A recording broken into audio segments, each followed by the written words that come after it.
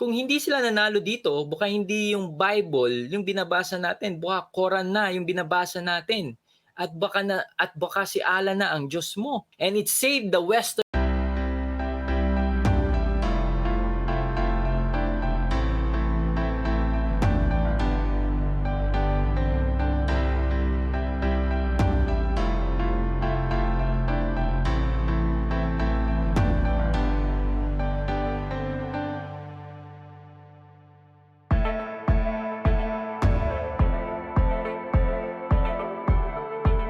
Hello mga ka-faith, my name is Brother Adrian Milag and welcome again to my vlog. At kung first time mo dito sa aking YouTube channel, make sure na mag-subscribe ka at click mo yung notification bell button sa baba ng video na to para lagi kang updated sa mga bagong vlog na gagawin ko.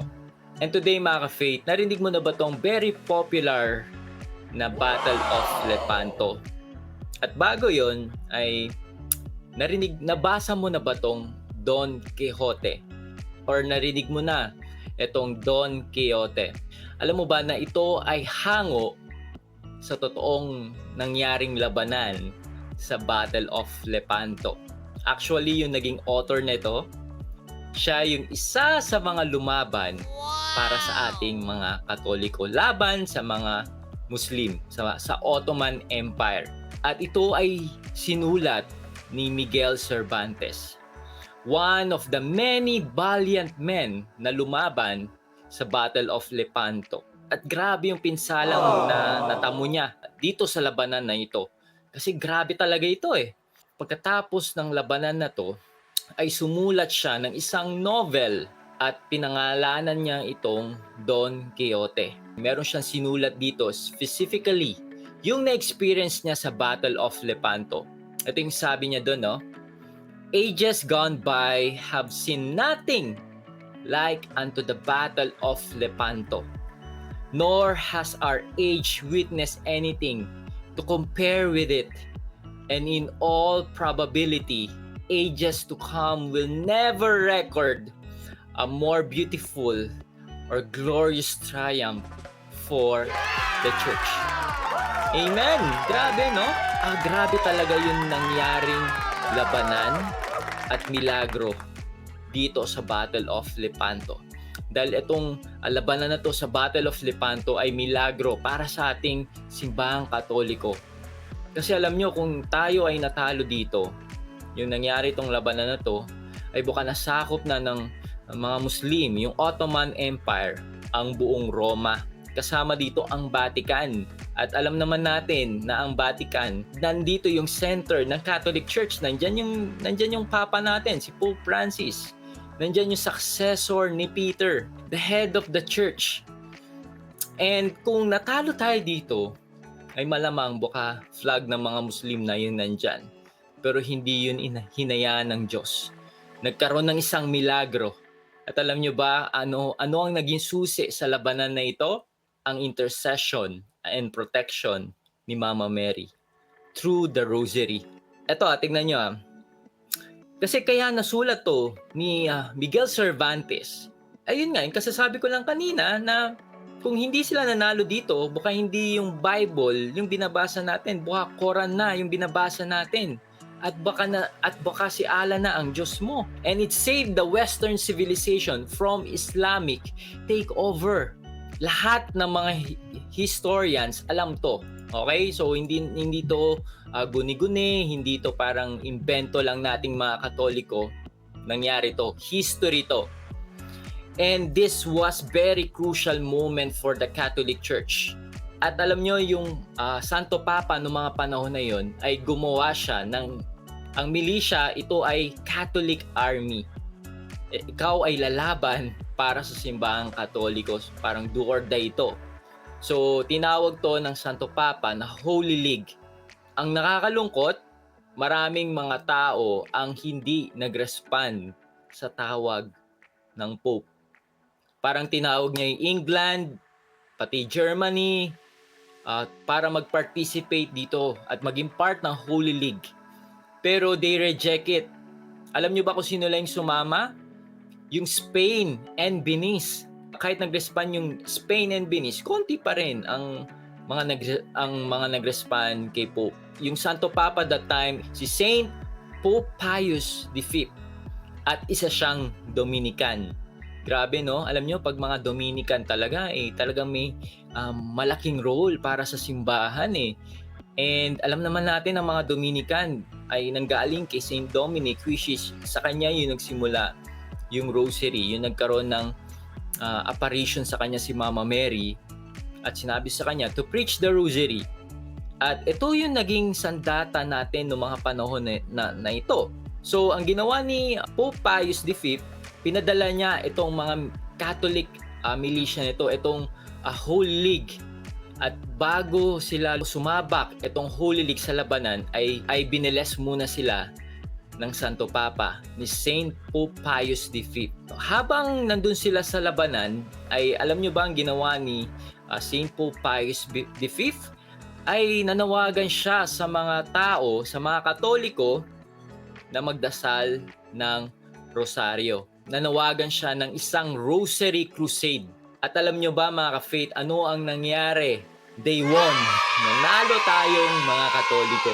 Okay, alam naman natin yon, di ba? Kaya nga very popular tong Battle of Lepanto. At milagro yung nangyari doon. Dahil alam nyo ba na marami dito sa Holy League, itong mga Catholic militia na hindi naman talaga soldiers. Walang experience sa war. Parang the odds are against them. Many of them are mga farmers. But they are willing to fight for their God and to defend the Catholic Church. What a brave soldier. What a faithful man of God. Di ba? Talagang matatapang to. Kahit hindi sila warrior. Mga farmers. And yes, marami din ang namatay sa Holy League, sa Catholic militia. Pero imagine kung gaano kalakas yung Ottoman Empire noon. Yung mga Muslim. Sobrang laki nila at sanay na sanay sila talaga sa labanan. Warriors talaga tong mga to, Muslim warriors. Compare sa mga farmers.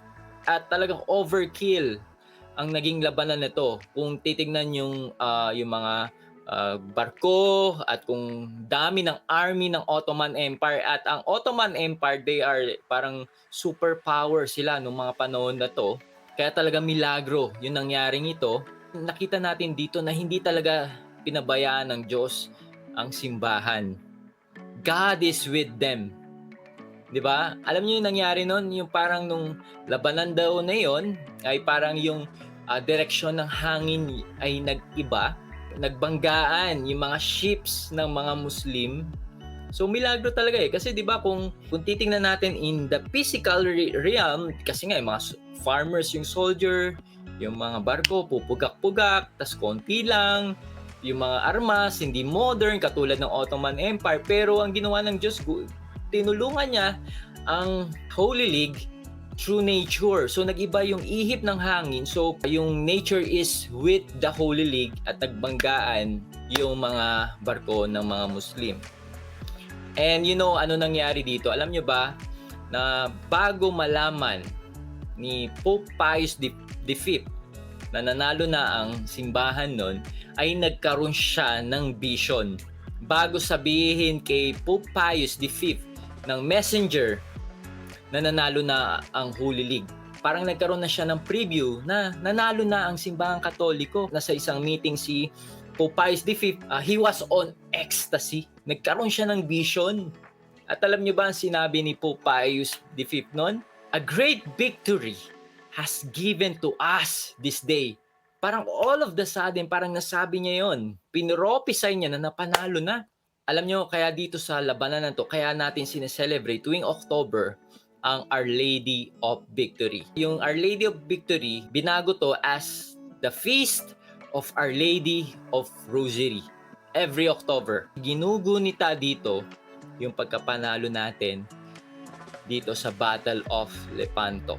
Hoping and praying na someday ay meron talagang gumawa ng pelikula tungkol dito sa Battle of Lepanto. Kasi ito ay isang significant event sa ating mga Katoliko. Kung natalo tayo dito, baka Quran na yung binabasa natin ngayon. Baka mga Muslim na tayo ngayon. Pero dahil nanalo tayo dito, ay Katoliko po tayo ngayon.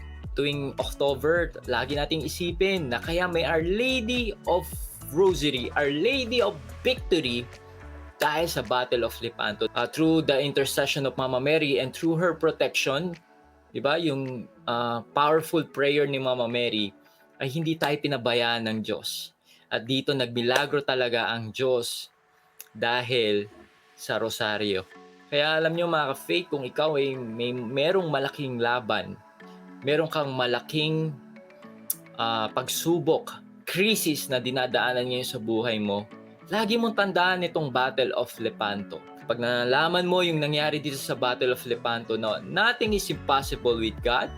Ano ang powerful weapon mo against all odds, against all problem, is your Holy Rosary. Pick up mo yung rosaryo na yan at dasalin mo.